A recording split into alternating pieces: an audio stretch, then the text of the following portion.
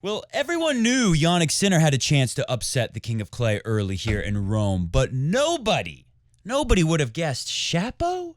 El Shapo, rapper and drug cartel lord tennis player from Canada? Yeah, he was pretty good today. Pretty impressive, but it wasn't the spectacular winners and the awesome, overawing firepower that El Shapovalov has, El Shapo. We see that all the time from him. No, what was impressive to me this time were the rally balls, just the regular cross-court shots that you hit to stay in a point until you see a better opportunity come along, like what Rafa does all the time.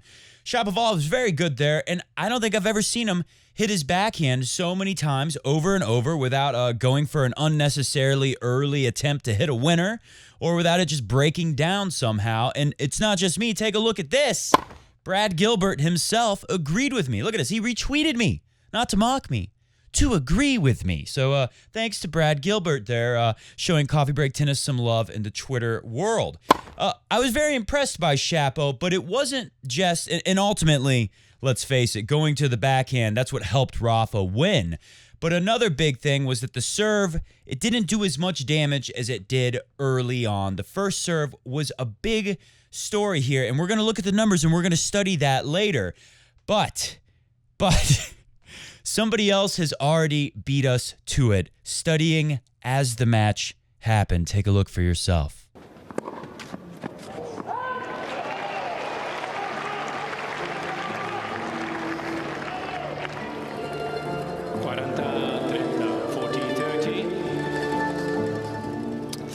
Jannik Sinner watching on.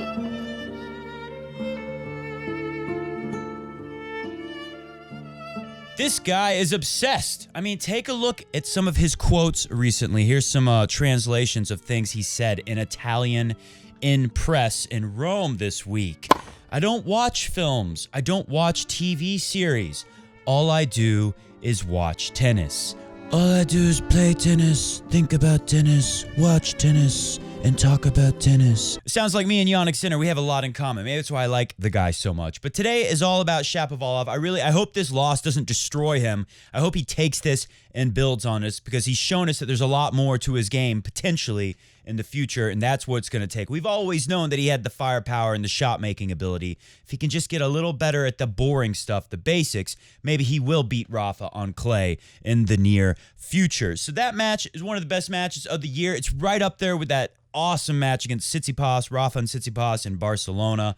That was probably the best match of the year. But this one's right there, that 5-5 game where Shapo holds, and of course the 5-6 game where Rafa saves match points at the end. Those were two of the best games of the year. Of course, we knew the tiebreaker. Well, that wasn't going to be anything spectacular. Shapo was going to fall apart, and he kind of did. But if those were the best games of the year, for Sasha Zverev haters around the world, not that I'm one of those, but I understand there's people out there who would identify as such, we may have found the best point of the year for them. Take a look at this isolated sand tornado that affected Sasha in his win over today, but when it wasn't looking like a win early on against Nishikori.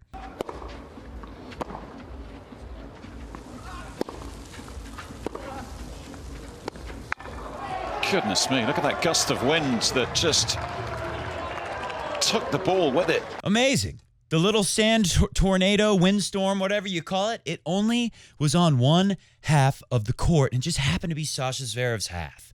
What a shame.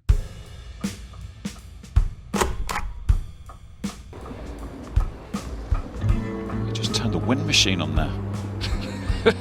A wind machine. That's what they call it. I know some Federer fans would like to get their hands on one of those wind machines. You could crank that up and just get one half of the court occasionally. That would really come in handy in some big pressure moments. Wish we had it in 2019 at Wimbledon for the final. Welcome to Coffee Break Tennis. Today, we're going to break down some statistics from the big matches today. We'll look at a little bit of Nishikori and Sasha Zverev statistics, mainly look at Shapo and Rafa. That was the big match of the day. And of course, we'll go through the draw and talk about what's coming tomorrow. It's time for the quarterfinals in Rome, and I couldn't be any more excited. We got a little bit of Craig O'Shaughnessy, brain game tennis statistics from the Shapo and Rafa match as well. And what else do we got here? Well, we're going to have to talk about Sasha Zverev because it looks like we're going to get a rematch. He's going to play Rafa again. But first, let's put some stats on the screen. Percentage of serves put back in play. It's a big statistic on the clay, because what does the clay do? It helps great returners really hone their craft, really get into some service games. It was impossible for Rafa to get into those Sasha Zverev service games in Madrid at times. At times it was, because the altitude, the conditions there really helps the big servers, helped Berrettini as well. In Rome, it will be a little more tough, but the same thing happened to Nishikori. At the end of the day, and here's a big stat for you, percentage of serves put back in play. Take a look. For the match, Sasha Zverev was able to get 89% of Kei Nishikori's serves back in play. Nishikori only able to get 78%. Now, that was by the end of the match. Early in the match, when it looked like Nishikori might win, the commentators were pointing out, oh, look at the average serve speeds on the first serve from Nishikori. They're up. They are up here, but by the end, what do you know? They started to go down, and it became very easy for Sasha Zverev to not allow Nishikori to hold serve almost at all at the end of the match in the second half of that third set. Like with Shapo, Shapo was up a break in the third set. Oh, and did I not warn you about this? Nishikori was also up a break in the third set against Zverev today, but once he couldn't hold serve, sorry, you're toast, because you're not going to break Sasha Zverev all day. You're not going to do it the entire match. You're going to get some breaks, but you're not going to do it for the entire match, even on the slower clay of Rome. But did I not tell you? When was it? What tournament was it? It was Pierre-Hugues Herbert.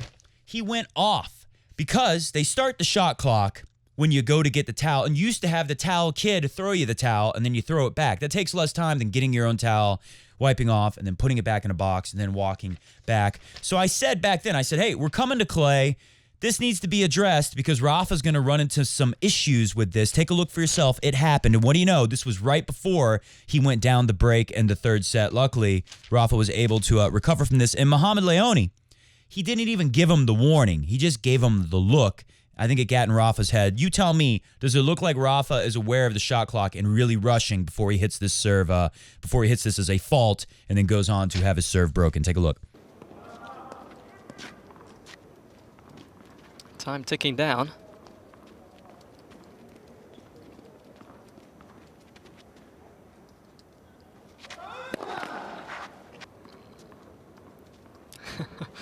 Well, Mohamed Leone is keeping a close eye on the clock. I mean, how about that look from umpire? But big time, probably the most famous umpire, Mohamed Leone, the most recognizable umpire. How about that look? It's still, definitely... it got into Rafa's head a little. I think it was in the Jannik Sinner match that Rafa actually, if I have the footage, I'll pop it in here, but I'm not sure if I actually have it. But Rafa, he went up to the umpire and he said, I understand. You got to give me the warning. I went over the shot clock, but look, you need to understand something. It's very simple. We used to have ball kids giving us towels, and now we don't. And they need to change the way this works. Just like we talked about with Pierre-Hugues Herbert and some other guys earlier when Rafa wasn't playing, when he was taking his break to get the body healthy, when we weren't seeing Djokovic playing. I guess, where would this have been? I can't remember. It could have been in Doha or Dubai or somewhere like that. It doesn't matter. We saw it with some of the lower-ranked players who need the paychecks and got to keep playing no matter what's going on, and that it was a problem there. And guys like Rafa, it's going to become a problem down the road. So.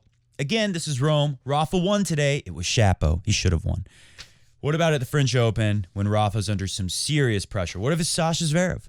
What if it's tomorrow? Sasha Zverev, quarterfinal, Rafa Nadal. Must-see TV. I'm so excited. Put this on the screen. Percentage of serves put back in play. Jannik Sinner. The big thing he needs, because you could say Sinner was bringing the heat off the ground, backhand, forehand. He was bringing it even harder overall for the whole match than Shapovalov was. The big difference was how many great serves Shapo was able to hit that just didn't come back into play. So Jannik Sinner, he's able to get 82% of Rafa's serves back. Rafa, 90% of the serves go back in play. So, it's nice to have 18% for Rafa here. 18% of the time that Rafa is serving, there is no point to play. There is nothing to defend. There are no forehands or backhands to hit. You've already won the point. And 18% might not sound like a lot, but Sinner, he only got to enjoy 10%. Let's look at what Shapovalov did when some people on the Twitter, some Raw fans out there, were terrified that Shapo might bagel the king of clay. They were really freaking out in that first set. And this is why. Take a look. serve was doing a lot of damage early because Rafa, they didn't show us the exact number, whatever it says on the screen there, but it was bad. Rafa, a lot of points, never even started when Shapo was serving because Rafa couldn't get the serve back inside of the court. In the second set, Nadal is now getting 92% of the Shapovalov serves back into play. Part of that is Rafa, part of that is Shapo just not serving as good. Shapo, 81%, about the same, down 1%. So you see the big difference, though, in his numbers. It becomes harder for him to hold, especially when he has that big lead in the second set, thinking about winning the match. All of a sudden, the serve not quite as good, and Rafa's really ramping things up himself. I need to take a sip of coffee because normally I do that earlier in the show, and I'm going to run out of energy. Oh, that's better. If we look at the match total, this was a close match that Rafa barely won. Tiebreak in the third, right? 83% of the time, Shapovalov serves went back in play when Rafa hit them as returns. 82% for Shapo when returning Rafa. It's only 1%, and that number is inflated, because the first set, Shapo's numbers were so good that affects the overall average of all three sets for the match. So the numbers would actually, if you're just looking at second and third set, be a lot better than that for Rafa. But again, it was a close match, so there you go. A small number, you barely win the match. That's how Rafa did it. Now, I'm going to move over to El Telefono because I have Craig O'Shaughnessy stats. Put them on the screen. We can look at them together at the same time, simultaneously. Shapovalov, forehand and backhand rally totals by set. Shapo in the first set, 64% of the time he's hitting his forehand. Like I said earlier, Brad Gilbert even agreed with me. Shapo's backhand, it looked as solid, as steady as it ever has. But Rafa kept testing it more and more and more. And ultimately, it's not that it's going to break down, although it did at times. I think that 5-5 game, there were actually a couple. One of them was a second serve, one was a first serve. Key moments, I think it probably was deuce and advantage Rafa, but I can't remember exactly. But, big points that Rafa needed, Shapo needed if he was going to win, that Shapo had a backhand return and missed. I think both of them went into the net. But still, overall, Shapo should be happy with that.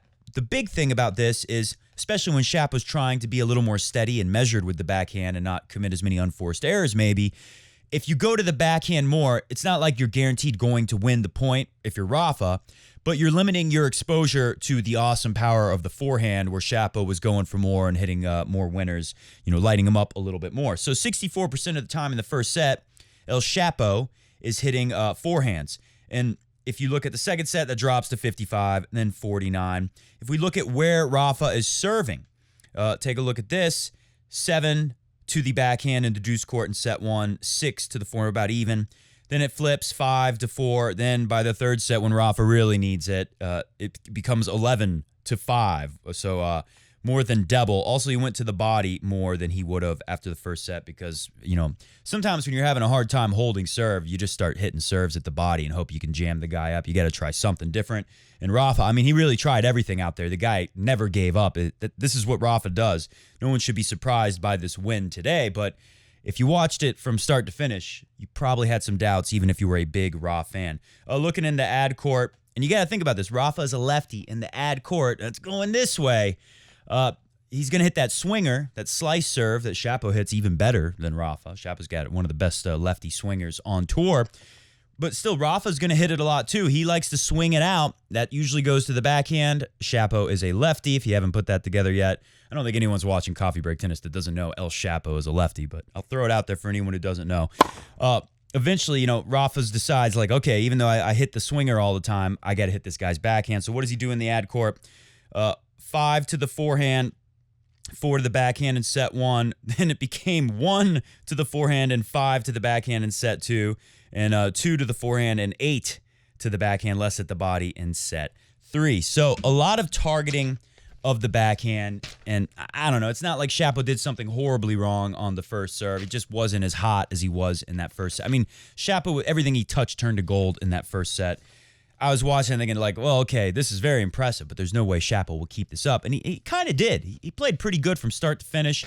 After he lost the second set, everyone thought, okay, Rafa's going to throw a bagel on him in the third set or something now. This guy's totally toast, and he still almost wins the match. So like I said, this is a major stepping stone. Who was Ash Barty recently said, on this tour, tennis world tour, WTA, ATP, same thing, You're either losing or excuse me, you're losing and learning. You're either winning or you're learning, as in when you lose, you learn from the losses. Hopefully you don't let them crush you and discourage you. So hopefully Shapo learned a lot from this because this was an impressive match for him. Just a couple more things statistically we'll take a look at in set 2. Take a look at this graph. Shapo was finding his forehand off of his own second serve in the first set 100% of the time. But in set 2, that drops to 65%. A lot of this is Rafa specifically really trying to target the backhand. But, Shapo, everyone on tour, even when you have a good backhand, you're going to mostly look like this was a big thing when Craig O'Shaughnessy worked with Djokovic. He said, yeah, Djokovic, you have a great backhand. But when we look at the numbers, after serve, you tend to win more frequently and faster earlier in the point if you find a forehand right away. So find a forehand instead of a backhand. And that was one of the things they were working on a few years ago in the Djokovic camp. Let's see, I got some more stats for you here. Here's just another graphic showing you where Rafa's aiming his returns. I think this is second set, this one. He's getting 51% of his returns to the Shapo backhand. And, Shapo's got a pretty dangerous serve, so Rafa's having to hone in on that and to really aim that thing. Even though Shapo's winning more on the first serve than Rafa in the second set, his first serve percentage is dropping. Like I said, you can't count on that incredible first serving that you have, the serving that you're doing on your first serve in the first set. Can't always count on that to continue. It typically doesn't, no matter who you are, even if you're the great Roger Federer. Second serve drops to a horrible win rate of 33%. Yikes. And Rafa's numbers, of course, go up. They were never, it was never great for Rafa today. It was kind of a winning, ugly match, but he's Rafa, and he did it. And now he's going to be, that's enough stats there. Now he's going to be, put the draw on the screen. He's going to be going up against Sasha Zverev again. These are better conditions for him. For Rafa here in Rome, obviously. Madrid was really helping the Zverev serve. And, oh, God, I don't have the stats for you. I promise we'll get to them next time I remember when we do a show. We got more shows coming up this week. So I'll show you the stats. But basically, the long story short, is that Rafa in Madrid, why does he not do as well? His return numbers are just not as good there as they are everywhere else in the world where he plays on clay because of the altitude and the difference, how fast the serve moves through the air. So that's going to be better here, but how good can Sasha Zverev serve? Sasha Zverev has the ability, if he has a great serving day and doesn't throw in too many double faults. He did throw in quite a few double faults today against Nishikori. Ultimately, it didn't matter because Nishikori couldn't keep the pressure on him in his own service games. Will Rafa be able to do that? It hasn't been easy for Rafa to hold serve this whole clay season. I mean, we've really seen him struggle. I can only think of one easy match for Rafa this entire clay season, and that's got to be against Cam Norrie. There's probably another one or two that I'm not thinking of, but almost every match Rafa's had on clay this year has been pretty challenging. Nothing has come very easy. So tomorrow, Nadal, Sasha Zverev. I'm going to go with Rafa coming through this one. He played really well against Jannik Sinner because Jannik Sinner was really bringing it, and Rafa was able to elevate his game and hit some great shots. Not as good today against Shapo, but again, with the serve, when you're having a hard time getting serves back in play like in that first set, that can really shake you, and I think that kind of brought the worst out of Rafa. He was making way more mistakes. If Rafa would have been missing as much against Sinner, maybe he loses before he even gets to Shapo. Although you got to credit Shapo, though, because he was bringing so much pressure on Rafa. The big question is, will Zverev be able to bring that much pressure, and how many double faults is he going to throw in? How effective will Nadal be in getting into Zverev's serve games? We know Zverev is going to break Rafa tomorrow at least once or twice. If he breaks him like 5 times, he's probably going to win. I don't know if he'll be able to do that. I wonder, how many times did Shapo break today in total? Probably 5 or 6. But I think Zverev will be able to keep his game up longer than Shapo. Shapo had to have gone into shock at some part of that match and think, oh my God, am I about to beat Rafa on clay? Whereas Zverev, he just beat Rafa on clay, even though it was Madrid. So that won't be a thing entering his head. That won't be a thought that maybe Shapo went through. If I have to pick, I want to say Rafa. I want Rafa to come through here. But I don't know. This is a really tough pick. I'm going to say Rafa in 3. But Zverev, a little danger. I don't think Rafa wanted to play him again here. Maybe he'd play him at the French, but I don't think he wants to face him so soon right away. Okay, so the winner of that will get Here's a section of the draw we won't care about as much. Delbonis, he's always good on clay, so good on this guy. He looked very happy when he beat Felix Auger all day, Aliassime.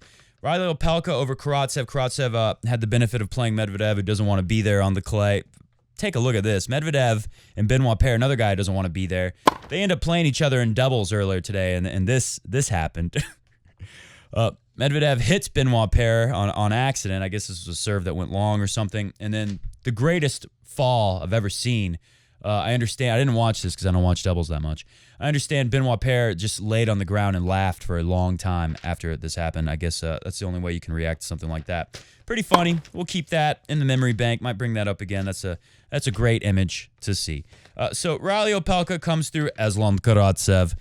And Riley Opelka hasn't done much winning in a while. So good time for him to do it. You know, a lot of times the big servers can do really well on clay. I'm very fond of bringing up the time that John Isner almost beat Rafa in the first or second round of the French Open, like freaking 10 years ago now. But sometimes the big guys can do really well on clay because, you know, clay is where the best returners break serve a bunch. And if they hold a little more than they break, they tend to win more on clay, right?